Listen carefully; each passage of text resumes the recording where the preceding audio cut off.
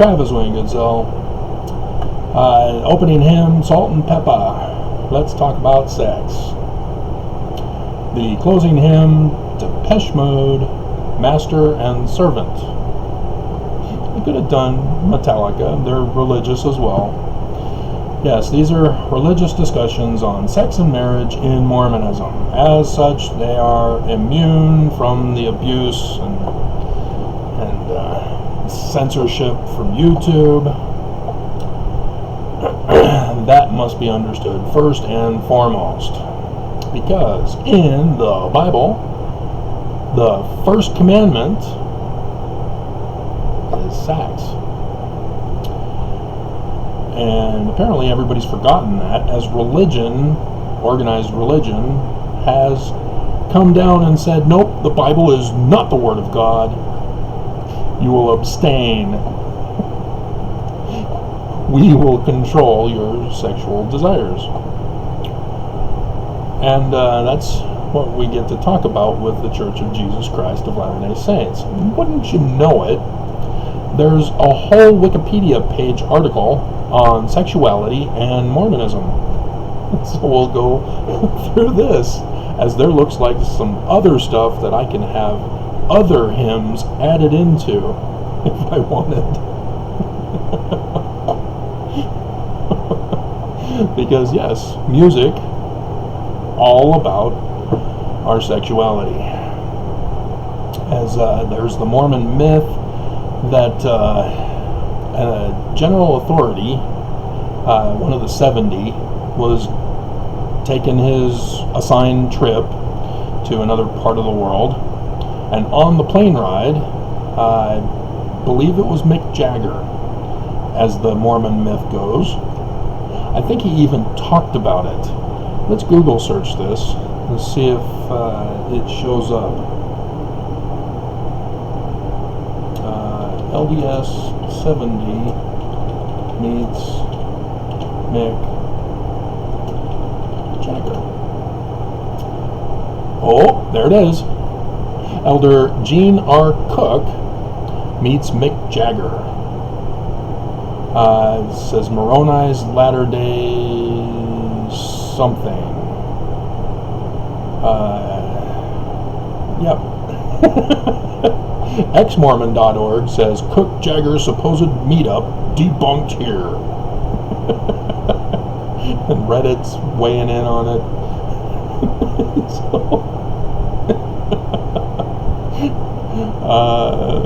Just give me the conference talk. If it was done in conference, use it for the conference. Tell us which conference. If it was in the 70s, it will be available still. Let's see if YouTube has it.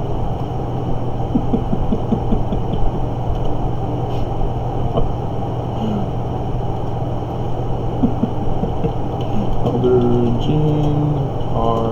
Cook meets Mick Jagger. Oh! How not to be discouraged. Is that the one though? How not versus Mick Jagger. That's not. Come on. Show us the clip of the video, YouTube. Tommy Parker. No. I don't want to have to.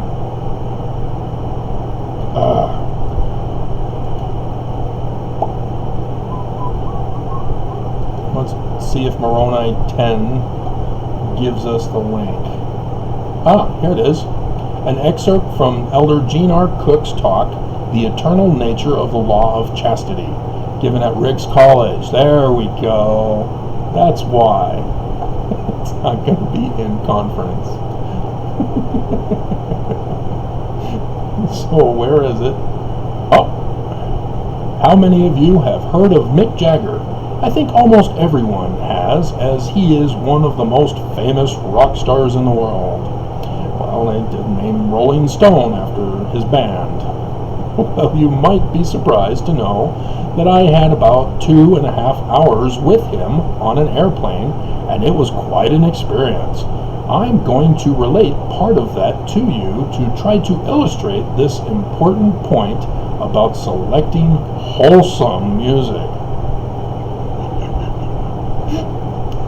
There's a YouTube channel, something about the wholesome feed. Highly recommend it to everyone. And again, YouTube should not be messing around with people's channels. She is a daughter of God, and who loves her, and he loves him, and she loves her, him, and chastity, charity, and love. Whatever the young woman's motto is. Mr. Jagger and I were on a flight that originated in Mexico, and were headed, I believe, to either Houston or Dallas. As I sat down in the plane, the seat next to me was empty. Later, a man came and sat down by me. I noticed immediately that he was reading a rock magazine. Could it be Rolling Stone? I offered a silent prayer. He was scared for his life.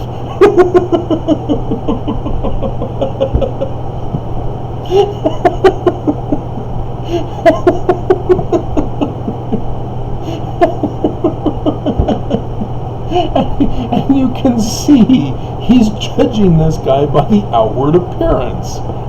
Because, as I often do when I talk to people about the church, I prayed that the Lord would inspire me in what to say as I talked to this man. You're a heathen, you need to repent.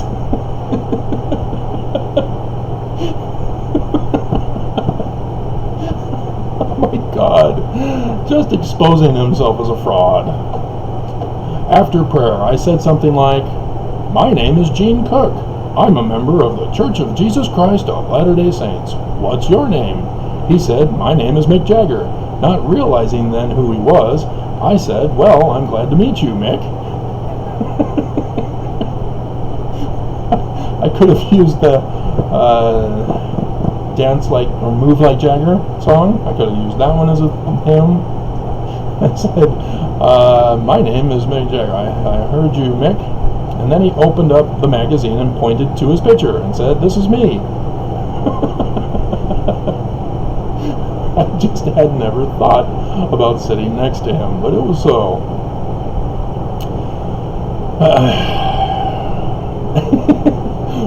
What I'm going to say in no way speaking evil of Mick Jagger himself. And in so saying, you are. You already did. Praise Lord. I thank thee that I am better than my brother, who is sitting next to me, looking like a heathen, who needs a haircut, and he needs to get a real job.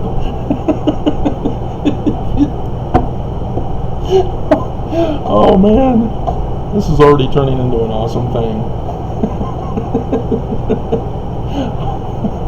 I am not speaking evil of the man, but I am what he represents, because it is wrong. It is the devil himself, in my opinion.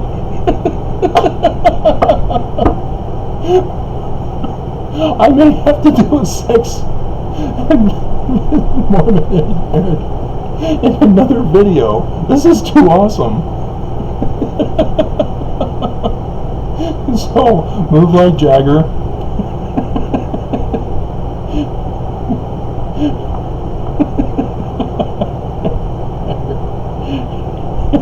And Papa was a Rolling Stone.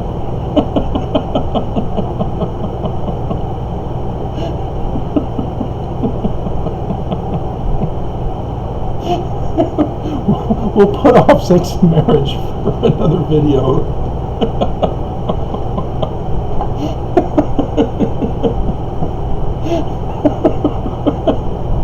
Now listen to this Pharisee.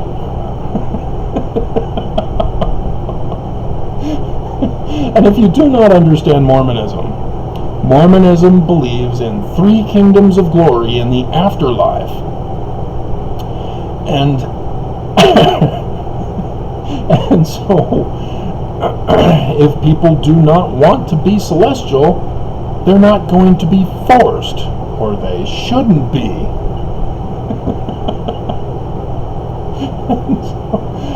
And so at judgment, in Mormon theology, when a person goes before the judgment bar, they are not judged by celestial law if they are not under celestial law on earth. And so Mick Jagger is not going to be judged by Gene R. Cook's judgment. Gene R. Cook is trashing his judgment as Mick Jagger comes out as the good guy in all this.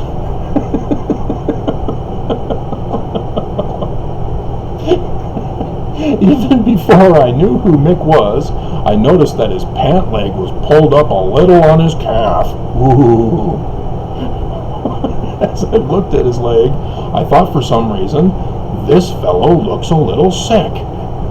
He calls him of the devil, calls him evil. Now he's saying he looks sick. I'm not sure why, but that caught my attention even before I knew who he was. They were judging him by the outward appearance, you bleepity bleep.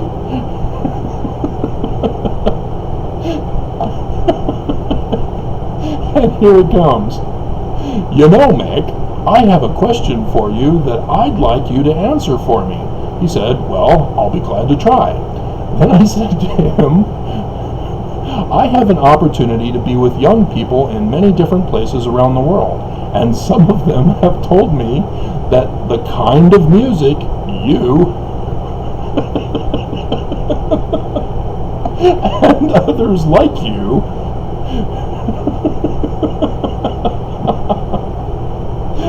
oh my God. Oh, Gene, you're so full of bleep. Oh my God. Has no effect on them. That is okay, and that it doesn't affect them adversarially in any way. Then other young people have told me honestly that your kind of music has a real effect on them for evil. That it affects them in a very bad way. Helter skelter, da na na na na na. Helter skelter, da na na na na na.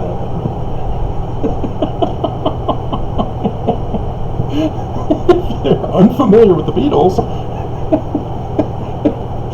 that was one of their songs, remade. But Charles Manson claimed the Beatles made me do it.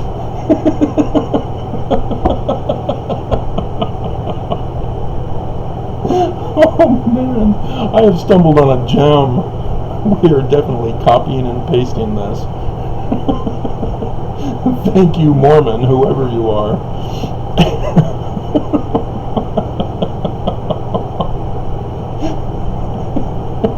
When you've been in this business for a long time, Mick, I'd like to know your opinion. What do you think is the impact of your music on the young people?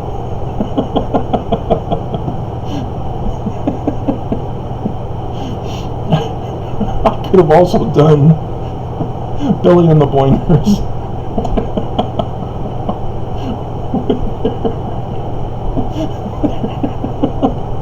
They came out with a record. Which one you played it backwards?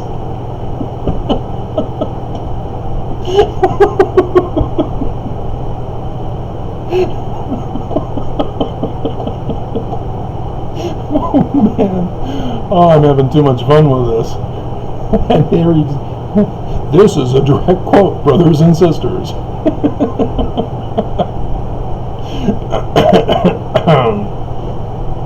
He said, "Our music is calculated to drive the kids to sex."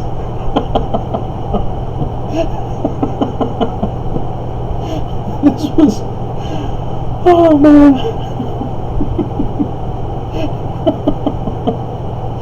When was this? Oh. When?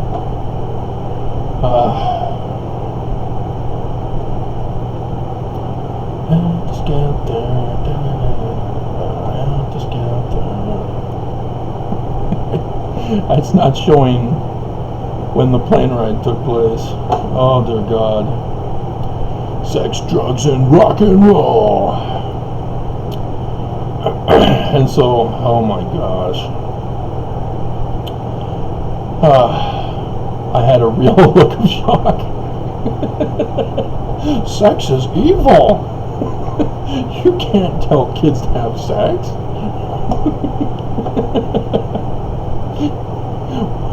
Well, it's not my fault what they do. That's up to them. I'm just making a lot of money.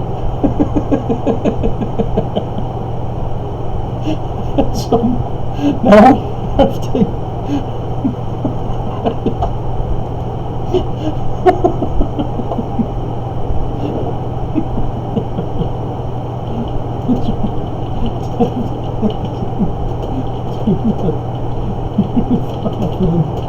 Noble. Oops, I spelled noble wrong. Oh, it still shows in purple that I've been to it without clearing my browser history. Now you're going to know that I've been searching this document.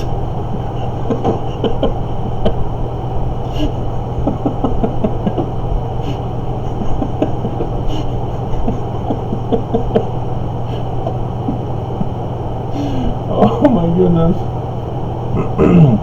So, President Ezra Taft Benson, in his solemn assembly in the Aaronic priesthood session to the youth of the noble birthright in 1986, quotes from Spencer W. Kimball's Miracle of Forgiveness, which quotes from Elder Backer from a conference talk that he had given.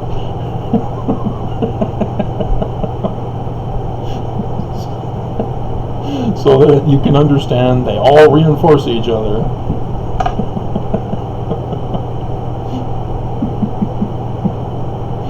Oh my goodness.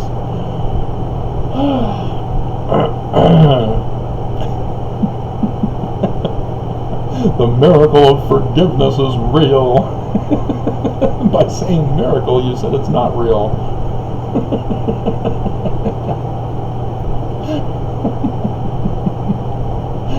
Oh my goodness. Come on, where is it? It's down here. Down, down, down. Yep. Here's part of it that I was planning on using for sex and marriage in Mormonism. Among the most common sexual sins our young people commit, not our old people, are necking and petting. I had no idea what it was. I had just become a priest in March. And here he is talking about necking and petting. And so naturally all my church lessons in priesthood were about don't neck and pat. What is it? You don't know what necking and petting is. Yeah, kids don't ask unless they're bold. I was shy. So I had no clue what that was. Petting? Is that like petting a dog? Yes.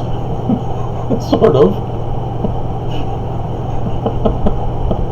Not only do these improper relations often lead to...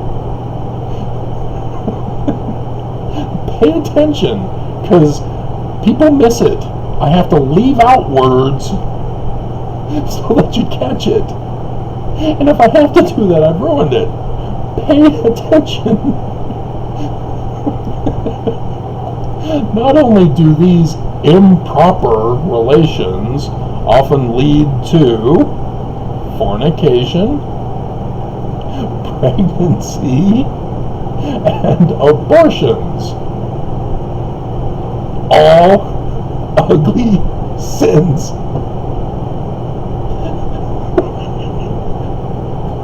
But in and of themselves are pernicious evils, and it is often difficult for youth to distinguish where one ends and the other begins.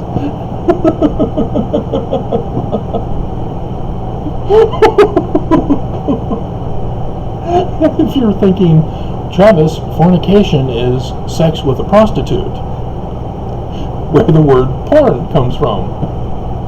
It's from the Greek, porn.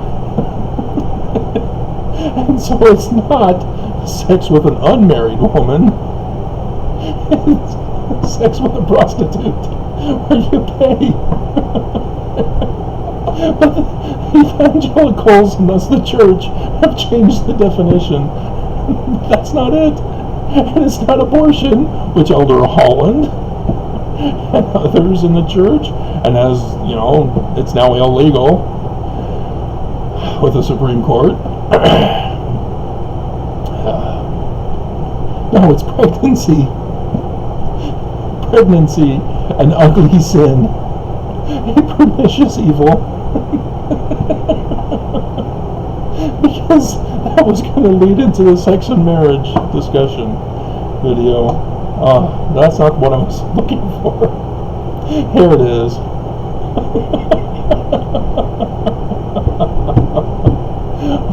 Whoops, that's the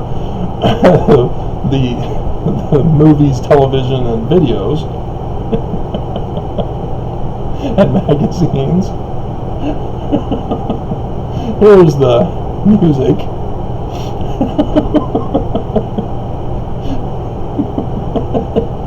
And remember, it's Benson quoting Kimball, quoting Packer. And if you're unfamiliar with the time period, Metallica came out with Master of Puppets for my birthday. Thank you. Right before conference.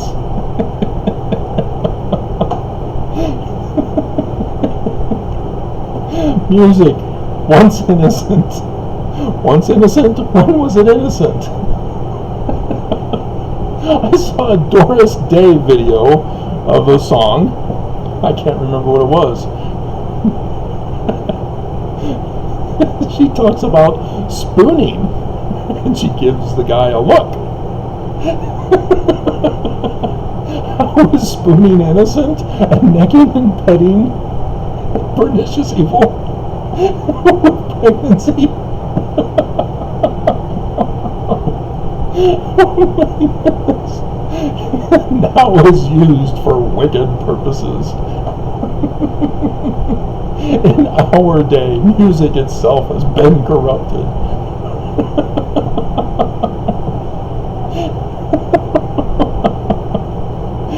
Music, here comes the idol worshipping part of it. Music can, by its tempo, by its beat, by its intensity. I'm doing the whole soundtrack to Master of Puppets for the intermediate hymns.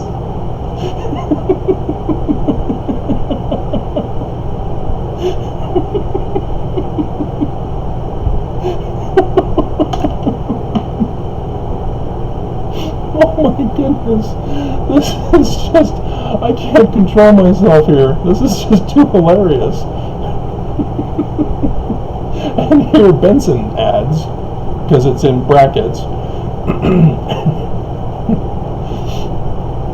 and I would add, by its lyrics, dull the spiritual sensitivity of men. You cannot afford to fill your mind with the unworthy, hard music. See, Master of Puppets. That's what he's referring to. Of our day.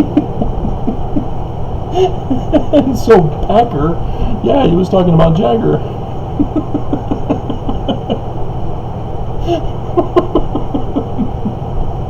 Oh my goodness, this is priceless.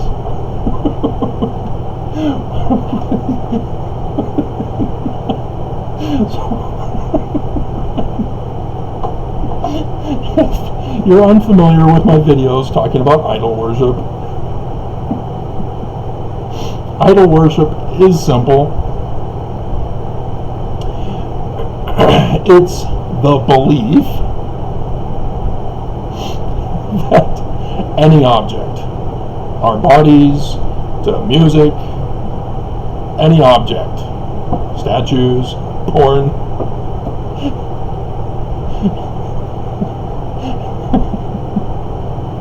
it's the belief that they have power, moral, ethical power, spiritual power, either for good or evil, doesn't matter. Idolatry doesn't discriminate.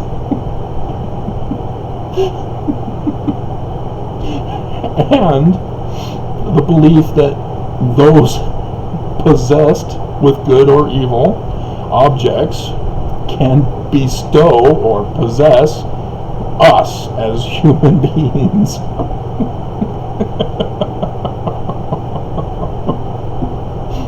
As I read over Gene Cook's own words to Rick's in 1989, after this,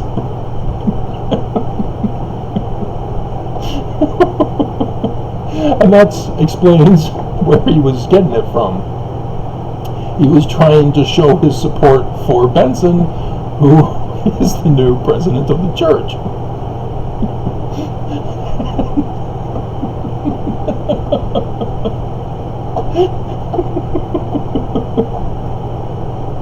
Oh my goodness. So yes, Mormons are very idolatrous, as you can read for yourself. Guess who taught them? The prophets teach Mormons to be idolatrous.